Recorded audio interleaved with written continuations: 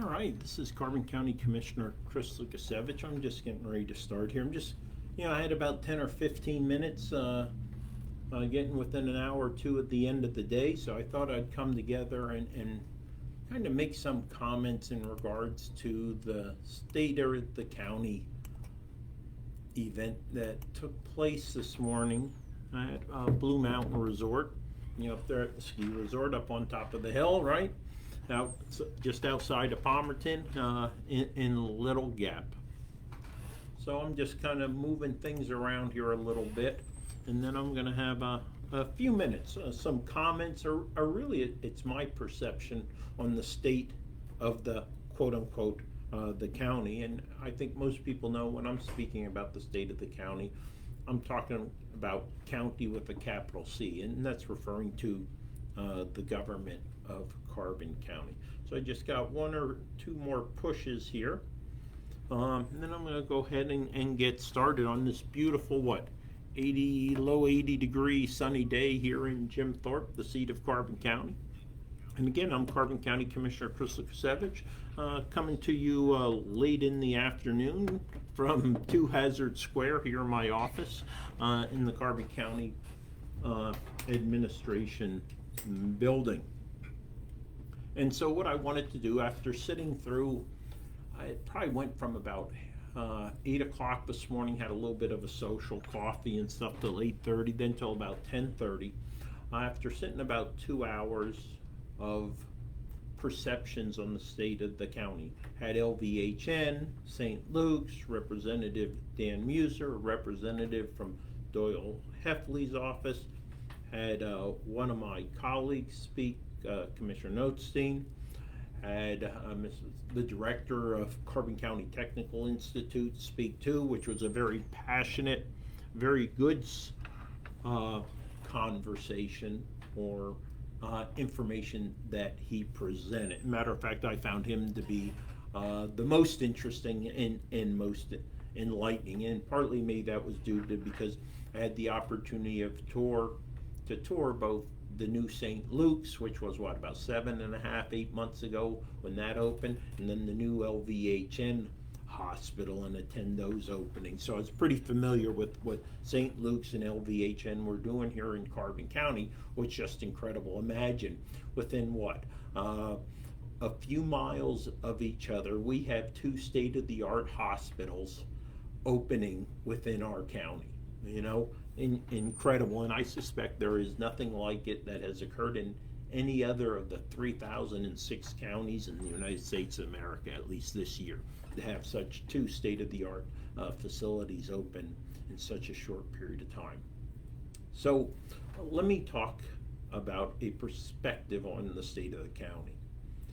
For me, there are 2 truths when it comes to writing for, speaking to, or otherwise presenting to senior executives or senior decision makers, like those who were present this morning at Blue Mountain during the state of the county, right? And what I learned from my own briefings and presentations to senior leaders and executives: 1, put the bottom line up front, the bluff as it's referred to, and don't tell them what they want to hear.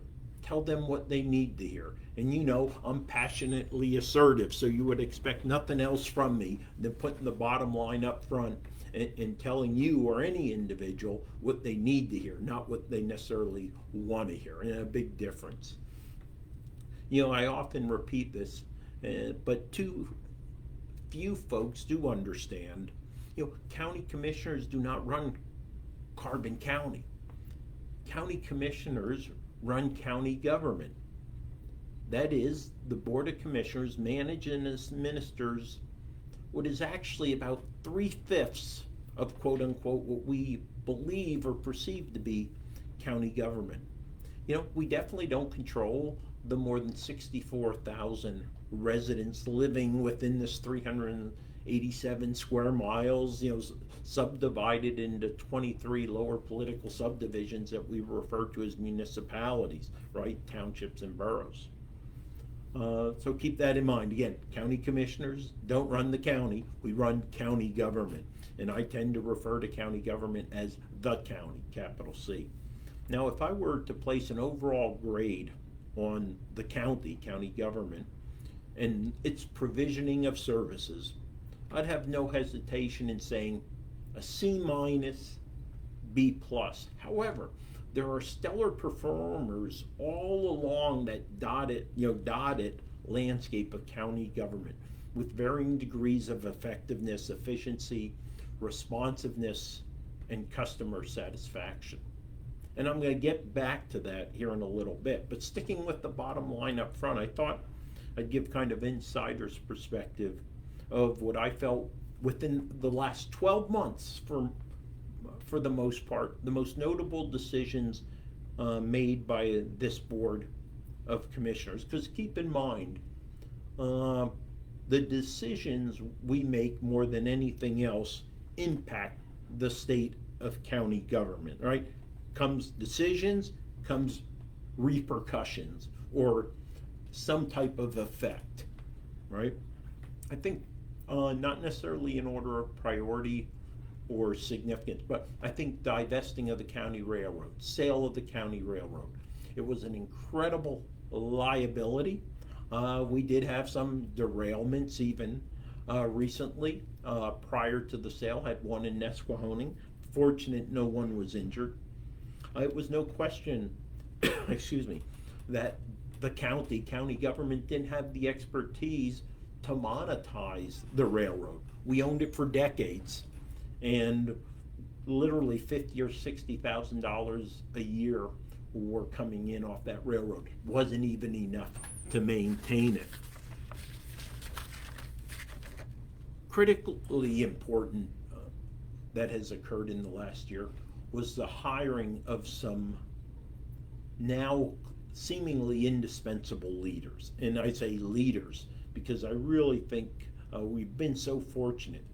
The hiring of the new warden, hiring of a new public defender, parking administrator, and going back a little bit further, the hiring of the children and youth director.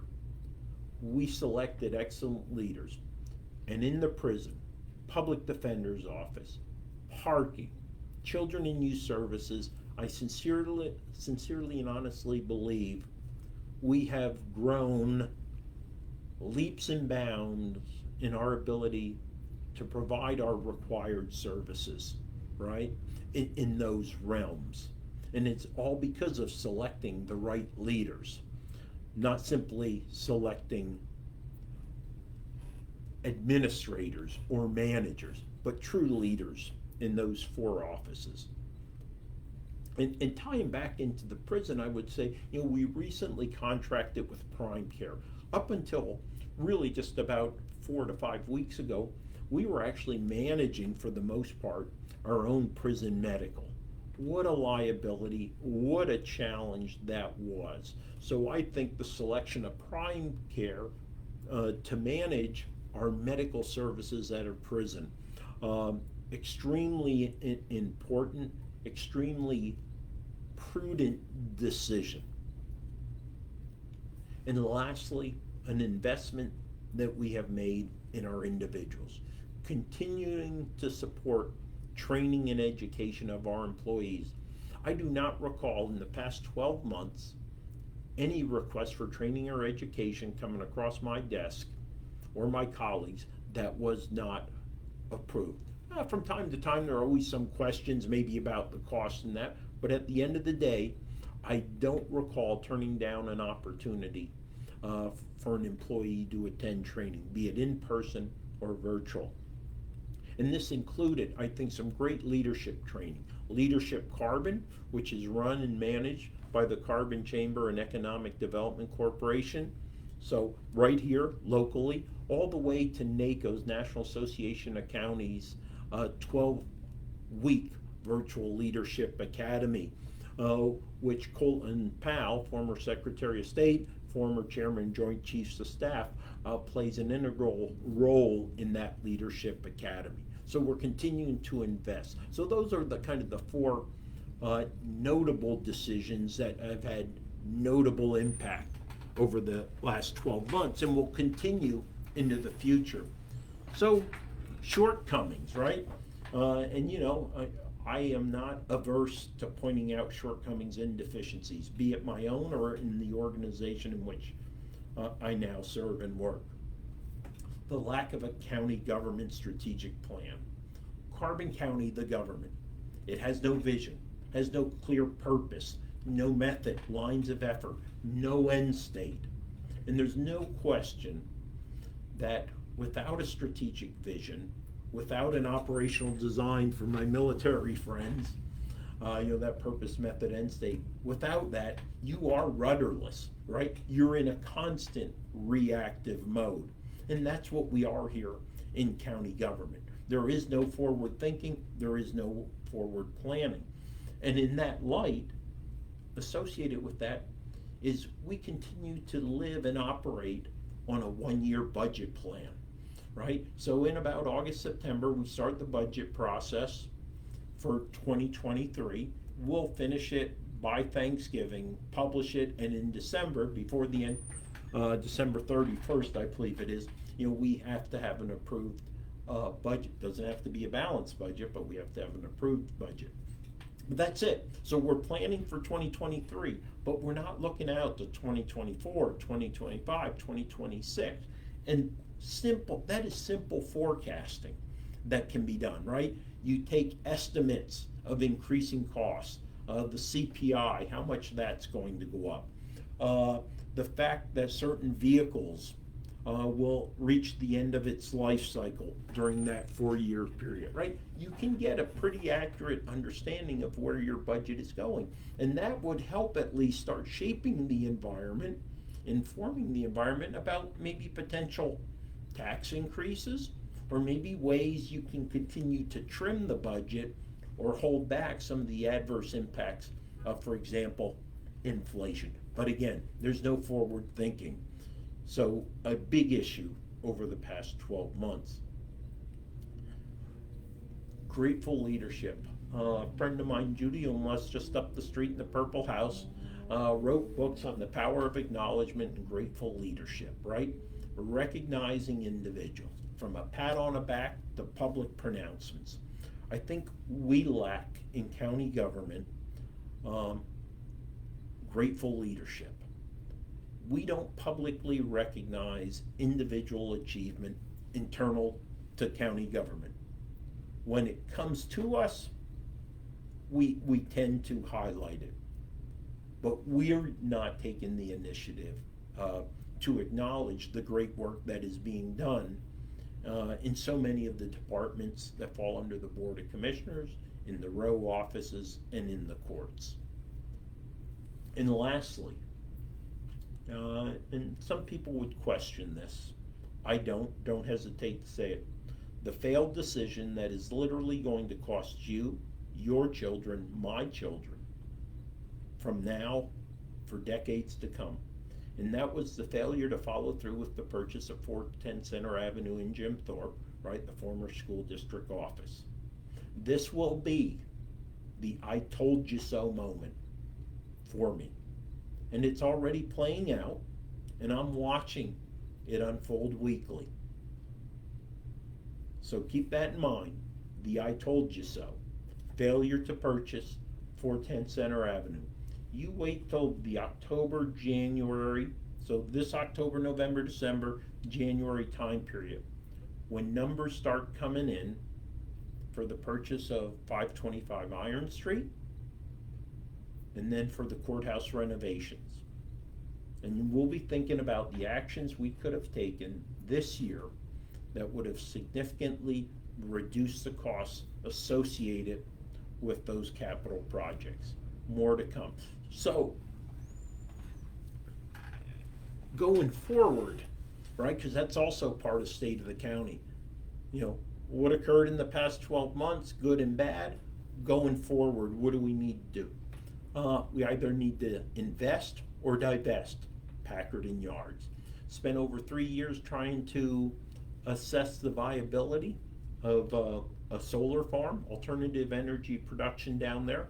Actually, from a solar energy production suitability, it's actually really, really good. And multiple companies were extremely interested. However, there's this little event that occurred about 175 years ago, the Great Freshet of like 1846, which wiped out one of the little villages down there, that has ensured in perpetuity it'll be a special flood hazard area. So even though we know they tend to put them up on stilts, for no better word, these solar panels, it's not worth the risk and liability for these companies. My other option would be, and it's kind of twofold. One, I would not mind seeing it assumed or annexed into Mock Chunk Lake Park and become a riverside potential RV park, or even a more recreational focused park for the county and managed by the county. In addition, like the previous board, willingness to convey 27 acres of Packard and yards of about 70 acres to Lehighton, I would advocate and support for conveying a parcel, 5, 10 acres, to the borough of Jim Thorpe. Sell it to them for $1 and allow them to create all this parking that they believe and is so desperately needed to support tourism, tourists, visitors to Jim Thorpe. So again, and I don't think my colleagues could resist, right? They're willing to give 27 acres to Jim Thorpe, 27 acres to Lehighton. I want to give 5 to 7, even 10 acres to Jim Thorpe. Let them set up a parking lot down there and create a concessionaire or a vendor to do shuttle services on all those weekends where the flow of traffic here is very challenging and creates difficulties, right? But again, if we can't do that, we need to figure out how can we sell it, how can we get rid of Packard and Yard. Also, we need to hold our internet service providers accountable to ensure that once our broadband study comes out in July or early August, that in the next 12 to 24 months, there are no or underserved areas or residents in Carbon County for broadband, right? We gotta get the internet, the cable, the connectivity, the fiber out to those remaining spots. And we need to do it quickly to ensure there's access to telework, telemedicine, teleeducation. 2 other things in the next 12 to 18 months, and I'll say 12 to 18 because that would be the end of my first term. Need to take the salary study, which should be hopefully concluding in the next 3 or 4 months. We said we needed it by August. Take that what's called the salary. It's really a salary benefits entitlement, and combine that with what the Board of Commissioners agreed upon last January was to a work climate survey of all county employees. Bring those 2 together and figure out how we can better recruit and retain county employees. And lastly, because the organizational structure of county code governments, such as here in Carbon County, is such a soup sandwich.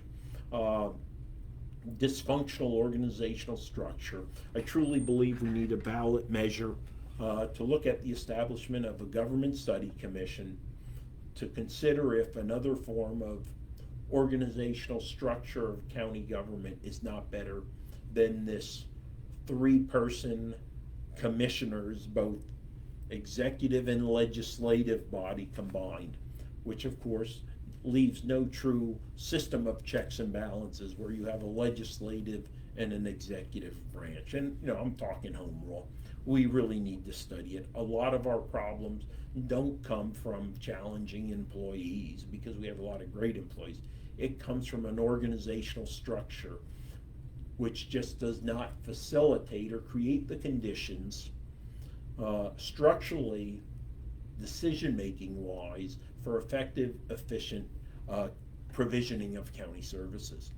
So that's my bottom line up front, which is a pretty long one, but that's not necessarily what you want to hear, but it's what you need to hear. So I could walk off at this moment fully knowing the essentials have been delivered. But with that said, it's important for us to recognize that the county government, referring primarily to the departments under the Board of Commissioners, overall serves the county residents quite well.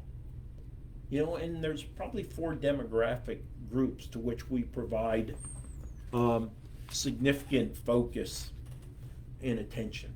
That would be the senior citizens, right? We have our 5 senior centers. We have carbon transit. We have a meals program. Then there's the veterans with our county veteran service officer, who's the bridge between service members and families of service members who are back into civilian life, right? That bridge between them and benefits they earned. Then there's the abused or vulnerable children who are protected by the actions of Children and Youth Services. And yes, another focus group are the inmates, the 200 or so that are up in our prison. So that's kind of 4 subgroups or demographics of the 64,000 residents whose special emphasis is focused on. The county does meet its obligations to these populations actually quite well. And this is often unseen and maybe overshadowed by maybe some of the regular touch points that county government has with its citizens, such as twice annual running of elections. Also, April, May, when the taxes for the county are published, or maybe even times when you have to dial 911, right? And you may not realize this, but you're talking to county employees up at the 911 center on the Broad Mountain. We do though have issues that inhibit the providing of excellence in services to residents. I would say one is external to the county and one is internal to the county, being county government. The external one to county government that I'm referencing is citizens' apathy, lack of knowledge or disinterest in how county government is structured, functions, its codified duties and responsibilities, right? And the internal issue I think that really hampers us is the structure of county government. It's a Harrisburg directed, one size fits all county cookie cutter approach. A one size fits all approach, which even 3 of our neighboring counties, Lehigh, Luzerne, Northampton, have discarded. Since counties were given the right to adopt home rule 50 years ago this past April. So let me tackle maybe the lack of knowledge in county government structure together quickly as we go to wind up here in the next 5 minutes or so. Unlike state and federal levels, as I mentioned, there's no separate executive and legislative branches in county government. Therefore, it lacks a system of checks and balances, for both powers are invested in this one body, right? 3 commissioners. One might argue that the only saving grace is the dysfunctional organizational structure dictated by the county code, that works completely contrary to the concept of unity of effort, unity of leadership. So unity of effort, unity of leadership is so important in tackling difficult tasks. You don't have that in a county code of form of government. And I think many of you have heard this from me before, because the county is like, more or less 3 branches of the U.S. military without the Goldwater Nichols Act of 1986, right? So 3 branches, just over 400 employees providing varying degrees of citizen services, which have varying degrees of autonomy, and further fractured these 3 branches by 4 collective bargaining units and 1 quasi-collective bargaining unit, right? You have the Board of Commissioners and the 21 departments, about 240 employees under its authorities. Uh, you have two unions, ASME's Teamsters, uh, Correction Sergeants Memorandum Agreement, which is that quasi one. Then you have this other silo, which are the 9 row offices: Prothonotary, Clerk of Courts, Recorder of Deeds, Coroner, DA, etc. Uh, about 90 employees, and then finally the judiciary or the courts, about 72 employees, so just over 400 employees. So these latter two branches, right, the row offices and the judiciary or courts, they have this level of independence when it comes to hiring, firing, and office management, right? These are often referred to as 1620s rights, rights which greatly really inhibit unity of effort and unity of leadership. Did you ever notice during a commissioners meeting that we actually present 2 personnel reports? One we approve, that is the personnel report for the departments, 21 departments that fall under the Board of Commissioners, and one we simply acknowledge. That is for the appointments of courts and row officer employees. It's also, here's another example of, Board of Commissioners, right? We can't require employees of the row offices or courts to submit annual personnel evaluations. Can't dictate dress policies. Guys have to wear, button-down shirts and ties every day. Heck, we can't even compel the courts to comply with Act 67. We can't compel them to participate in a work climate survey. Some may say, well, they're not the row officers, they're the rogue officers, But again, work climate survey, why wouldn't you want to participate in that? Why wouldn't you want your employees to participate in an anonymous work climate survey? I don't know, but what it'll do, you'll receive a cookie cutter email saying, 1620 authorities, we manage our personnel and we don't want to participate. So again, being selfish, not looking out for what's best for the greater good. Need unity of effort, unity of command, or unity of leadership. You don't get it when there's 3 branches and not a Goldwater-Nichols Act. So what happened? Goldwater-Nichols Act in 1986, right?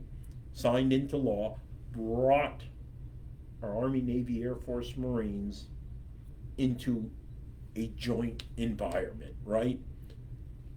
Clearly given the Chairman, Joint Chiefs of Staff, Secretary of Defense authorities to synchronize and coordinate the efforts of our branches of the military. That's what you need here in county government.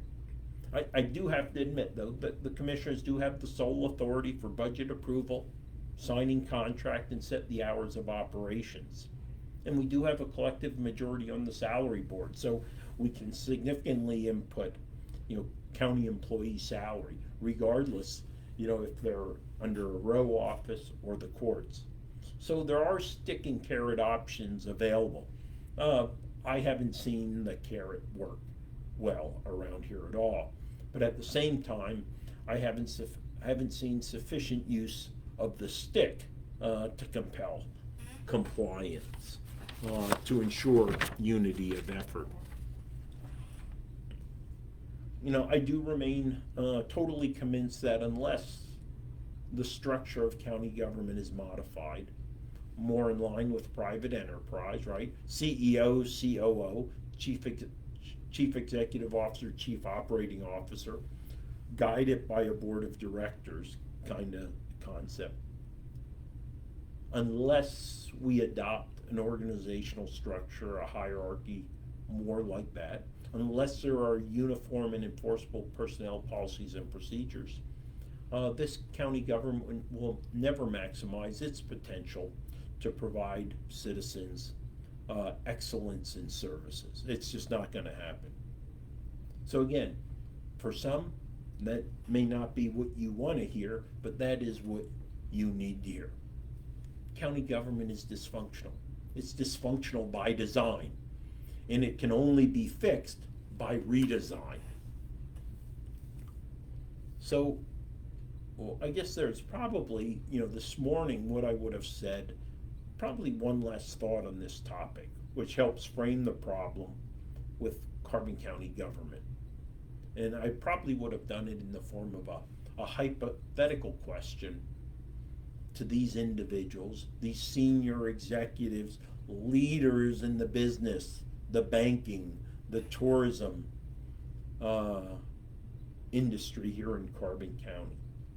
I probably would ask them or state it, is there any organization or business leader in this room who believes that their entity, their business or organization would be more effective, efficient, profitable, or responsive to customers if he or she had to place decisions as mundane as dismissing a parking ticket to a vote? For all intent and purposes, that is how the Board of Commissioners operate. The Board of Commissioners operate. Efficient. Well, lastly, unquestionably, and I see it day in and day out, you have in county government some very extremely competent, creative, innovative, and committed public officials and employees who take great pride in their jobs and who are striving for excellence each and every day in county government. And we really should feel blessed and not allow the fact that we can always do better, because all organizations cannot allow that fact overshadow that there is very good things being done in regards to providing services to the residents of Carbon County. Wow, that would have been like a 15-minute discussion this morning if I would have had those comments available and had the opportunity to discuss this morning. So again, that is just a perspective on the state of the county with the capital C, county government. A lot of good going on, a lot of good that can go on better, more efficiently, more effectively, more responsively. Should we take a hard internal look at ourselves and adjust, become a learning organization? That is, adapt, adopt innovative techniques, opportunities that we see from others, other counties, private businesses. So this is Carbon County Commissioner Chris Lukasiewicz. I've been off the live streaming for a bit here. I'm trying to get Carbon Matters back up and running because that's been a couple months because I was trying to take a break, kind of rejuvenate, re-energize. And that is definitely occurring. It was good to kind of free up even just that one Thursday night a month. I was hoping to aspiring to get it started back up in June. I think that's going to push to July or August. Summer months are kind of for relaxing and chilling. I'd like to do that also, spend more time with Maggie and Molly than necessarily live streaming and discussing Carbon Matters. I can do that, during the formal workday. So this is Carbon County Commissioner Chris Lukasiewicz. I want to thank you for joining me. If there are any comments, post it. I'll go back tonight or tomorrow and I'll go ahead and reply to those. But bear in mind, you can always call me at 570-503-6780, 22 hours a day. That exception, 5:30 to 7:30 in the evening, right? That's Molly and Maggie time. A dinner bath for Molly, get her to bed at 7:30. So I tend to be very sensitive about what, if any, calls I take during that time. So Chris Lukasiewicz, 570-503-6780. Have a wonderful 4th of July. Recognize and appreciate what our forefathers have done for us. Take care.